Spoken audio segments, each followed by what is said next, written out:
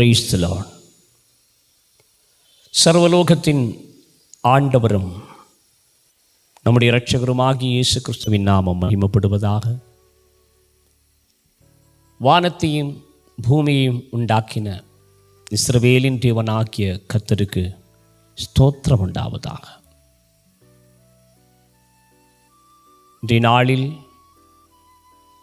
இந்த செய்தியை கவனித்து வருகிற அத்தனை மக்களையும் கர்த்தருடைய வார்த்தையை கொண்டு ஆசீர்வதிக்கிறேன். கர்த்தர் உன்னை ஆசீர்வதித்து உன்னை காக்க கடவர். கர்த்தர் தம்முடைய முகத்தை உன்மேல் பிரகாசிப்பிக்க பண்ணி உன்மேல் கிருபையாயிருக்க கடவர். கர்த்தர் தம்முடைய முகத்தை உன்மேல் பிரசன்னமாக்கி உனக்கு சமாதானம் கட்டளையிட கடவர். ஆம் தேவனுடைய பிள்ளைகளே, கடந்த நாளிலே ஞானஸ்நானம் தரும் பாக்கியமும் நன்மையும் என்கிற பகுதியில், பாக்கியம் என்கிற பகுதியே அநேகமான காரியங்களோடு பேச வேண்டியதாக இருக்கிறது. ஆனால் சுருக்கமாக பேசி முடித்துவிட்டு இப்பொழுது இரண்டாம் பகுதியாகிய நன்மை என்கிற பகுதிக்கு நேராய் நாம் கடந்து சொல்லுகிறோம். இந்த உலகத்தில் மனுஷன் தேடுகிற ஒன்று நன்மை.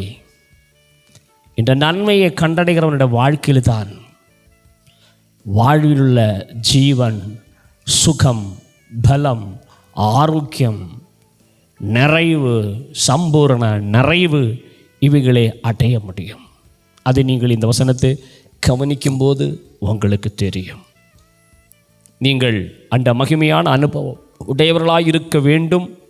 அந்த மகிமையான அனுபவத்தில் ஆண்டவர் நம் ஒவ்வொருவரையும் வைத்திருக்கிறார் என்றும் அறிந்து கொள்வதற்கு இந்த வசனம் உங்களுக்கு அனுக்கிரகமாயிருக்கும் என்று நான் கிறிஸ்துவுக்குள் நம்புகிறேன். நாம் அந்த வசனங்களுக்குள்ளாய் கடந்து சொல்லுவோம். பாக்கியம் என்கிற பகுதியில் இருந்தும் இப்பொழுது நன்மை என்கிற பகுதிக்கு நாம் வரும்போது, ஞானஸ்நானம் பெற்றதினால் நமக்குண்டாகும் நன்மை என்ன என்று வேதத்தில் நாம் வாசிக்கும் போது, எபிரேய நிருபம் அதனுடைய 11ஆம் அதிகாரம் 39-40 வசனங்களை நாம் வாசிக்கையில், இவர்கள் எல்லாரும் விசுவாசத்தினாலே நற்சாட்சி பெற்றும் வாக்குத்தத்தம் பண்ணப்பட்டதை அடையாமற் போனார்கள். அவர்கள் நம்மை அல்லாமல் பூரணராகாதபடிக்கு விசேஷித்த நன்மையானதொன்றை தேவன் நமக்கென்று முன்னதாக நியமித்திருந்தார். இவர்கள் எல்லாரும் விசுவாசத்தினாலே நற்சாட்சி பெற்றிருந்தும் வாக்குத்தத்தம் பண்ணப்பட்டதே அடையாமற் போனார்கள். அவர்கள் எல்லாரும் நம்மையல்லாமல் பூரணராகாத படிக்கு விசேஷித்த நன்மையானதொன்றை தேவன் நமக்கென்று முன்னதாக நியமித்திருந்தார். இந்த எபிரேய நிருபம் 11ஆம் அதிகாரத்தை நாம் வாசிக்கும்போது முழுதுமாய் இங்கே விசுவாச வீரன்மாராய் பல ஏற்பாட்டு காலத்தில் வாழ்ந்த விசுவாச வீரன்மார், பரிசுத்தவான்கள், தீர்க்கதரிசிகள் போன்றவருடைய சாட்சியை குறித்து இங்கே சொல்லியிருக்கிறதை நாம் பார்க்கிறோம்.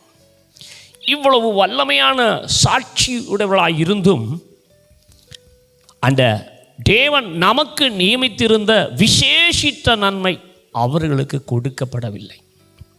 ஆனால் அந்த பாக்கியத்துக்கு நாம் நியமிக்கப்பட்டிருக்கிறோம். அந்த நன்மை என்ன என்று நாம் வேதத்தில் பார்க்கும்போது, அப்போஸ்தலர் நடவடிக்கைகள் அதனுடைய 2ஆம் அதிகாரம் 32-33 வசனங்களை வாசிக்கும் போது, இந்த இயேசுவை தேவன் எழுப்பினார். இதற்கு நாங்கள் எல்லாரும் சாட்சிகளாய் இருக்கிறோம். அவர் தேவனுடைய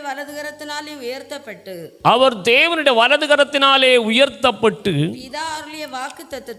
பிதா அருளிய வாக்குத்தத்தத்தின்படி பரிசுத்த ஆவியை பெற்று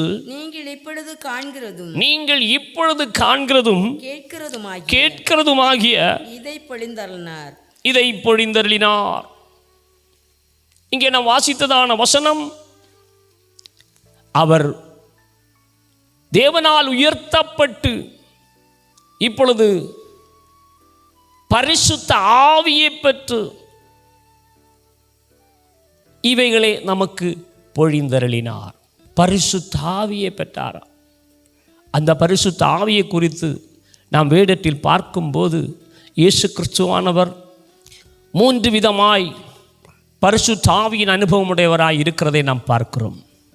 முதல் அனுபவம், மரியாள் இடத்தில் பரிசுத்த ஆவி உன்மேல் வரும், உன்னதமானவருடைய பலம் உண்மையில் நிழலிடும் என்று எழுதியிருக்கிறபடி முதற் தரம் மரியாளிடத்தில் கிறிஸ்து உருவாகத்தக்கதாய் பரிசுத்த ஆவியானவர் வந்து உன்னதமானவருடைய பலம் நிழலிட்டு மரியாளிடத்தில் அவர் பூஜாதனாய் உருவாகினார் என்பதை நாம் வேதத்தில் பார்க்கிறோம்.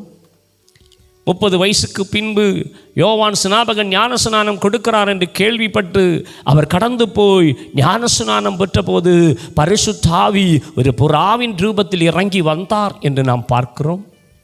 மூன்றாவதாக, மரித்து அடக்கம் பண்ணப்பட்டு உயிர்த்தெழுந்த பின்பு மகிமையினாலும் கனத்தினாலும் முடிசூட்டப்பட்ட பரிசுத்த ஆவியுடையவராய் மல்கியாவின் புஸ்தகம் 2 அதனுடைய 15வது வசனத்தை நாம் வாசிக்கும் போது,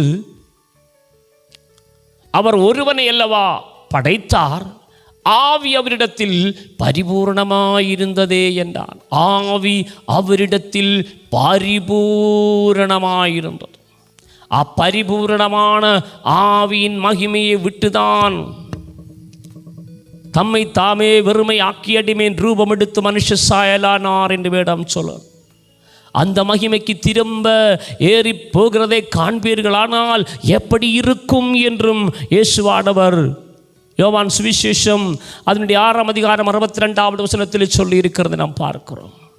அவர் முன்னிருந்த மகிமை, ஆமாம், ஆவியின் பரிபூரணமான மகிமை, சேரக்கூடாத ஒளியின் மகிமை, ஒருவரும் கண்டிராத காணக்கூடாத மகிமை, அந்த மகிமை அவர் இப்பொழுது தரித்து கொண்டார். யோவான் சுவிசேஷம் 7ஆம் அதிகாரம் அதனுடைய 37 39 வரைக்கும் வாசிக்கும் போது, பண்டிகையின் கடைசி நாளாகிய பிரதான நாளிலே இயேசு நின்று சத்தமிட்டு, ஒருவன் தாகமாயிருந்தால் என்னிடத்தில் வந்து பானம் பண்ண கடவன். வேத வாக்கியம் சொல்லுகிறபடி என்னிடத்தில் விசுவாசமாயிருக்கிறவன் எவனோ அவன் உள்ளத்திலிருந்து ஜீவ தண்ணீருள்ள நதிகள் ஓடும் என்றார். தம்மை விசுவாசிக்கிறவர்கள் அடைய போகிற ஆவியை குறித்து இப்படி சொன்னார். இயேசு இன்னும் மகிமைப்படாதிருந்தபடியினால் பரிசுத்த ஆவி இன்னும் அருளப்படவில்லை. தம்மை விசுவாசிக்கிறவர்கள் அடைய போகிற பரிசுத்த ஆவியை குறித்து இவ்விதமாய் அவர் பேசினார் என்றும், அவர் இன்னும் மகிமைப்படாதிருந்தபடியினால் பரிசுத்த ஆவி இன்னும் அருளப்படவில்லை என்றும் வேதத்தில் வாசிக்கிறோம். அல்லேலூயா. அப்படி இருக்க கிறிஸ்துவானவர் மரித்து உயிர்த்தெழுந்த பின்பு அவருடைய வாழ்க்கையில் ஒரு புதிதான அனுபவம் உடையவராய் பூமியில் தம்மை தாமே வெறுமையாக்கி அடிமேன் ரூபம் எடுத்து மனுஷ சாயலாய் காணப்பட்ட இந்த கிறிஸ்துவானவர் மகிமையில் ஏறெடுக்கப்பட்டு தேவனுடைய மகிமையாகிய பரிசுத்த ஆவியின் சம்பூர்ண மகிமையில் நிறைந்து யோவேல் தீர்க்க தரிசனத்தில் எழுதியிருக்கிற வண்ணமாகவும் அப்போஸ்தலர் நடபடிகளில் எழுதியிருக்கிற வண்ணமாகவும் கடைசி நாட்களில் மாம்சமான யாவர் மேலும் என்னுடைய ஆவியை ஊற்றுவேன் என்று எழுதியிருக்கிற வாக்குத்தத்தமான அனுபவம் இன்று மனுக்குலத்துக்கு பகிர்ந்தளிக்கத்தக்கதாய் கிறிஸ்துவானவர் சிலுவையின் மரணத்தினாலே பிதாவாகிய தேவனை மகிமைப்படுத்தி உன்னதத்துக்கு ஏறி சென்று மகிமையினாலும் கனத்தினாலும் முடிச்சூட்டப்பட்டு பரிசுத்த ஆவியை பெற்று அந்த பரிசுத்த ஆவியை இன்று இந்த பூவுலகத்தில் தாம் தெரிந்து கொள்கிற அத்தனை பேரிடத்திலும் அதை பகிர்ந்தளிக்கிறார். இந்த பரிசுத்த ஆவி எப்படிப்பட்டவர் என்பதை அறிந்து கொள்ள வேண்டும். பரிசுத்த ஆவியானவர் மகிமை நிறைந்தவராய் அந்த மகிமையிலிருந்து நமக்கு தந்திருக்கிற வல்லமை பரிசுத்த ஆவியின் வல்லமை. அந்த வல்லமையை குறித்து 2 தீமோத்தேயுவின் புஸ்தகம் 1ஆம் அதிகாரம் அதனுடைய 7வது வசனம் சொல்லுகிறது. தேவன் நமக்கு பயமுள்ள ஆவியை கொடாமல் பலமும் அன்பும் புத்தியுமுள்ள தெளிந்த புத்தியுமுள்ள ஆவியே கொடுத்திருக்கிறார். பலமும் அன்பும் தெளிந்த புத்தியுமுள்ள ஆவி. மகிமையடைந்த கிறிஸ்துவின் ஆவி பலமுடையவராய், அன்புடையவராய், தெளிந்த புத்தியுடையவர்களாய் நம்மை வழி நடத்துகிற பரிசுத்த ஆவி. இந்த பரிசுத்த ஆவியை குறித்து ரோம நிருபம் 5ஆம் அதிகாரம் 5வது வசனத்தை வாசிக்கும் போது, மேலும் நமக்கு அருளப்பட்ட பரிசுத்த ஆவியினாலே தேவ அன்பு நம்முடைய இருதயங்களில் ஊற்றப்பட்டிருக்க. ஹல்லேலூயா. தேவ அன்பு நம்முடைய இருதயங்களில் ஊற்றுகிறது. பரிசுத்த ஆவியை பெறும்போது உண்மையாய் தேவனுடைய அன்பு நம்முடைய உள்ளங்களில் ஊற்றப்பட்டு, அவருடைய பரிசுத்த ஆவியை நாம் பெற்றுக்கொள்ளும் போது அந்த பரிசுத்த ஆவியினாலே தேவ அன்பு நம்முடைய உள்ளத்தில் ஊற்றப்பட்டிருக்கும் போது அப்போஸ்தலனாகிய பவுல் சொல்லுகிறார், கிறிஸ்துவின் அன்பு எங்களை நெருக்கி ஏவுகிறது. எதுக்காக? அவருடைய சுவிசேஷத்தை அறிவிப்பதற்கு, அவருடைய சுவிசேஷத்துக்காய் சாட்சிகளாய் ஜீவிப்பதற்கு, அவருடைய சுவிசேஷத்தினாலே தேவ சமூகத்தில் அவர் இரத்தம் சிந்தி தன்னுடைய ஆத்தும வருத்தத்தின் பலனாய் சிந்தின அந்த மகிமைக்கேற்ற ஆத்துமாக்களை ஆதாயம் பண்ணுவதற்கு அந்த அன்பு நம்மளை நெருக்கி, அது அடங்கி இருக்க விடாது, அது நம்மளை ஒதுங்கி இருக்க விடாது. ஆத்தும தாகம் கொண்டு நம்மளை அலைய வைக்கும். ஆத்தும தாகத்தினாலே கண்ணீரோடு கர்த்தரிடத்தில் ஜெபிக்க வைக்கும். அந்த அன்பு ஹிருதயத்தில் நிறைந்தவர்களுக்கு தெரியும், கிறிஸ்து சிலுவையில் பட்ட பங்க பாடுகளினாலே பூமியில் உள்ள அத்தனை பேரையும் ரட்சிக்க வேண்டும், ரட்சிப்பினுடைய உன்னதமான அனுபவத்துக்கு கொண்டு வர வேண்டும். அந்த அனுபவத்தினாலே நாம் பெற்றிருக்கிற இந்த இன்பம் வையகம் முழுதும் பெற வேண்டும் என்கிற ஆர்வம், ஊக்கம், உற்சாகம், வைராக்கியம் நமக்கு கொடுக்கப்படும். அப்படி கொடுக்கப்படுகிற அன்பு எவர்கள் உள்ளத்தில் ஊற்றப்பட்டிருக்கிறதோ, அல்லேலூயா, அந்த அன்பு எவர்கள் உள்ளத்தில் ஊற்றப்பட்டிருக்கிறதோ அந்த அன்பு பரிசுத்த ஆவியினாலே வந்திருக்கிறது. அந்த அன்பு பரிசுத்த ஆவியினாலே வந்திருக்கிறது. பரிசுத்த ஆவி நமக்குள்ளத்தில் வந்திருக்கும் போது கலாத்தியர் நிருபம் 2ஆம் அதிகாரம் 20வது வசனம் என்ன சொல்லுகிறது? கிறிஸ்துவுடனே கூட சிலுவையில் அறையப்பட்டேன், ஆயினும் பிழைத்திருக்கிறேன். இனி நான் அல்ல, கிறிஸ்துவே எனக்குள் பிழைத்திருக்கிறார். நமக்குள்ள யார் வந்து பிழைக்கிறார்? கிறிஸ்து வந்து பிழைக்கிறார் என்று வேதம் சொல்லுகிறது.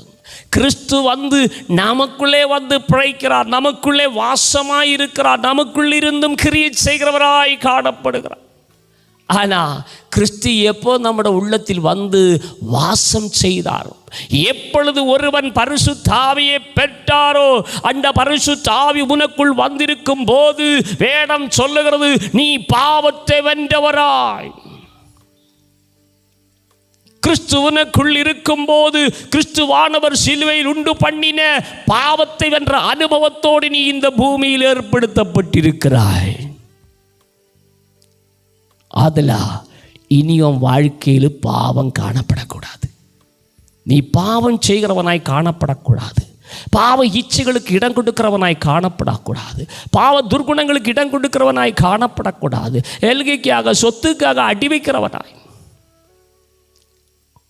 சகோதரனிடத்தில் சண்டை பிடிக்கிறவனாய், சகோதரனிடத்தில் வாக்குவாதம் பண்ணுகிறவனாய், கொள்ளையடிக்கிறவனாய், கொலை செய்கிறவனாய், துன்மார்க்கமாய் நடக்கிறவனாய், உன்னை பார்க்கிறவர்கள் கிறிஸ்துவுக்கு துர்சாட்சி பரப்புகிற ஒரு பாத்திரமாய் பார்க்காமல் உன்னை தேவனுக்கு என்று நற்சாட்சியாய் நடக்கிற ஒரு பாத்திரமாய் காணப்பட வேண்டும். பரிசுத்த ஆவியை பெற்றாச்சா, நீ கிறிஸ்துவுக்கு சாட்சி, பாவத்தை வென்ற சாட்சி. பாவத்தை மட்டுமல்ல, மரணத்தை கூட உன்னை விட்டு அகற்றின சாட்சி. இனி மரண பயம் உனக்கு வரக்கூடாது.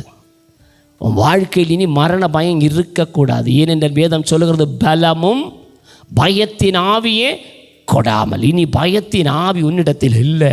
அந்த ஆவி உன்னை விட்டு பிரிக்கப்பட்டிருக்கிறது, அந்த ஆவி உன்னை விட்டு விலக்கப்பட்டிருக்கிறது. இனி நீ பாவத்துக்கு அடிமை அல்ல, மரண பயத்துக்கு இனி அடிமை அல்ல. மட்டுமல்லாமல் பிசாசுக்கு நீ அடிமை அல்ல. பிசாசு பிசாசு என்று கூட்டத்துக்கு வருகிறவர்கள் கூட ஐயோ பயங்கர போராட்டம், பயங்கர பிரச்சனை என்று சொல்லுகிறதை கேள்விப்படுகிறோம். ஆமாம், பிரச்சனைகள் போராட்டம் உண்டு. ஆனால் அதை பிரச்சனையை பார்த்துக்கிட்டு இருந்த வாழ்க்கையில் நீ விழுந்து போவாய். ஆனால் பிரச்சனை அல்ல. ஏது பிரச்சனைகளை கொண்டு வந்தாலும் அந்த பிரச்சனைகளுக்கு நடுவில் உனக்கு பரிகாரம் உண்டு பண்ணுகிறவர் உனக்குள்ளே இருக்கிறார் என்கிற நிச்சயமும் தைரியமும் உனக்கு இருந்து கொண்டு பிசாசை முறியடிக்கும் வல்லமை உனக்குள்ளே இருக்கிறது என்று நீ விசுவாசிக்க வேண்டும். வெளிப்படுத்தல் புஸ்தகம் 12ஆம் அதிகாரம் அதனுடைய 11வது வசனத்தை வாசிக்கும் போது இப்படி சொல்லப்பட்டு இருக்கிறது. மரணம் நேரிடுகிறதா இருந்தாலும் அதற்கு தப்பும்படி தங்கள் ஜீவனையும் பாராமல் ஆட்டுக்குட்டியின் இரத்தத்தினாலும் தங்கள் சாட்சியின் வசனத்தினாலும் அவனை ஜெயித்தார்கள். ஆமா, இப்ப சாத்தான் பிசாசு நோய் பேய் வியாதின்னு ஒன்றும் பயப்படவே கூடாது. அதை குறித்து ஒன்றும் பயப்படாமல் அவனை ஜெயிக்கும்படியான ஒரு மந்திரம் தேவன் நமக்கு தந்திருக்கிறார். மரணம் நேரிடுகிறதா இருந்தாலும் அதற்கு தப்பும்படி தங்கள் ஜீவனையும் பாராமல் ஆட்டுக்குட்டி இரத்தத்தினாலும் தங்கள் சாட்சியின் வசனத்தினாலும் அவனை ஜெயித்தார்கள். ஜெயிப்பார்கள் அல்ல, ஜெயித்தார்கள். நீ ஜெயித்திருக்கிறாய். கிறிஸ்துவனுக்குள்ளே வந்திருக்கும் போது பாவத்தை வென்றவனாய், மரண பயம் அற்றவனாய், பிசாசை அழித்தவனாய் உன்னை தேவன் இந்த பூமியில் ஏற்படுத்தி இருக்கிறார். ஆதலால் தேவ பிள்ளையே, இந்த உன்னத பாக்கியம் வாழ்க்கையில் பெற்றுக்கொள்ளுகிற நன்மைதான் பரிசுத்த ஆவி. இந்த பரிசுத்த ஆவியை நீ பெற்றுக்கொண்டாயானால் இந்த பரிசுத்த ஆவியினால் உண்டாகும் அற்புத சாட்சி உன் வாழ்க்கையில் விளங்கும். தேவன் அதை விளங்க பண்ணுவார். இதை பற்றி இன்னும் ஆராய்ந்து பார்க்க வேண்டிய அநேக காரியங்கள் உண்டு. ஆனால் அவைகளை எல்லாம் இரத்தன சுருக்கமாய் சுருக்கி கொண்டு கடைசியாக ஒரு வசனத்தை கூட நாம் வாசித்து முடித்து கொள்ளுவோம். ஆதியாகம புஸ்தகம் 2ஆம் அதிகாரம் அதனுடைய 18வது வசனம். பின்பு தேவனாகிய கர்த்தர் மனுஷன் தனிமையாய் இருப்பது நல்லதல்ல, ஏற்ற துணையை அவனுக்கு உண்டாக்குவோமாக. நமக்கு தெரியும், ஏதேன் தோட்டத்தில் துவக்கத்தில் ஆதாம் என்கிற ஒரே ஒரு மனுஷனை தான் தேவன் படைத்தார் இல்லையா? அப்படி படைத்த பிற்பாடு அவன் தனிமையாக இருக்கிறதை தேவன் கண்டு, தனிமையாக இருப்பதே தேவன் கண்டு, மனுஷன் தனிமையாக இருப்பது நல்லதல்ல, ஏற்ற துணையை அவனுக்கு உண்டாக்குவோமாக என்றார். தேவ பிள்ளையே, இந்த வார்த்தை இங்கு தேவன் உரைக்கும் போது முந்தி நாம் ஒன்று அறிந்து கொள்ள வேண்டும். ஆவிக்குரியபடி ஒன்றை நாம் அறிந்து கொள்ள வேண்டும். அது என்னவென்றால், சகல சிருஷ்டிப்புகளுக்கு முன்னும் ஆவியாயிருக்கிற தேவன் தனிமையாயிருந்தார். அவர் தனிமையாயிருக்கும்போது அவருக்கு ஏற்ற துணை உண்டாக்க வேண்டும் என்கிற ஒரு சிந்தனை அவருடைய இருதயத்தில் இருந்தது. அந்த சிந்தனையை விளக்குகிற பகுதி தான் ஆதியாகமத்தில் ஆதாமுக்கு ஏற்ற துணையாக ஏவாளை கொடுக்கிறதான அனுபவம்.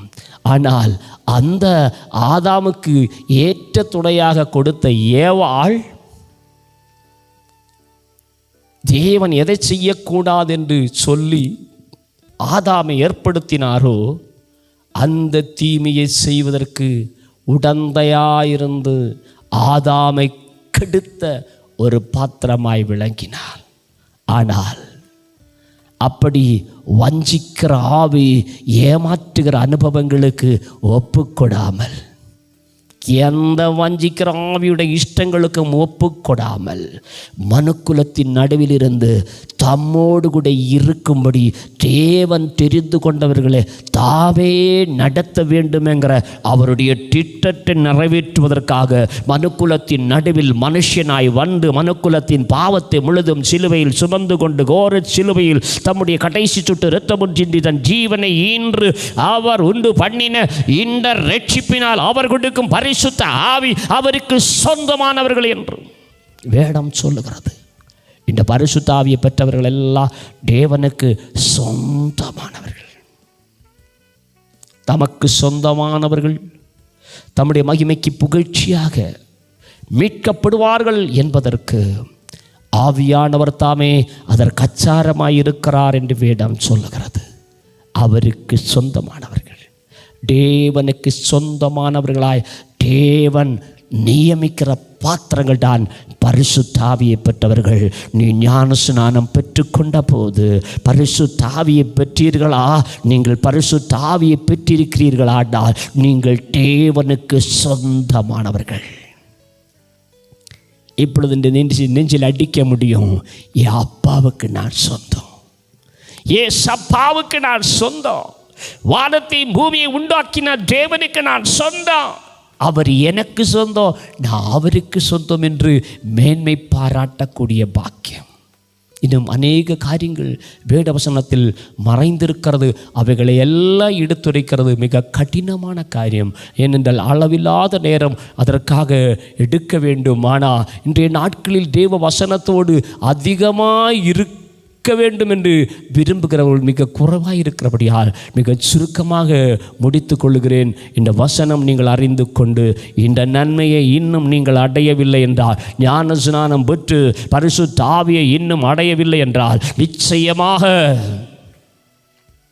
அடி சீக்கிரத்தில் பரிசுத்த ஆவியை பெறும்படி தேவ சமூகத்தில் காத்திருந்து அதை பெற்றுக்கொண்டு இந்த நன்மை கூட நீங்கள் அடைந்து கர்த்தருடைய நாமத்தை மகிமைப்படுத்துவதாய் விளங்குவோம். கர்த்தர் தாமே இவ்வசனங்களால் நம் யாவரையும் ஆசீர்வதிப்பாராக. ஆமேன், ஆமேன், ஆமேன்.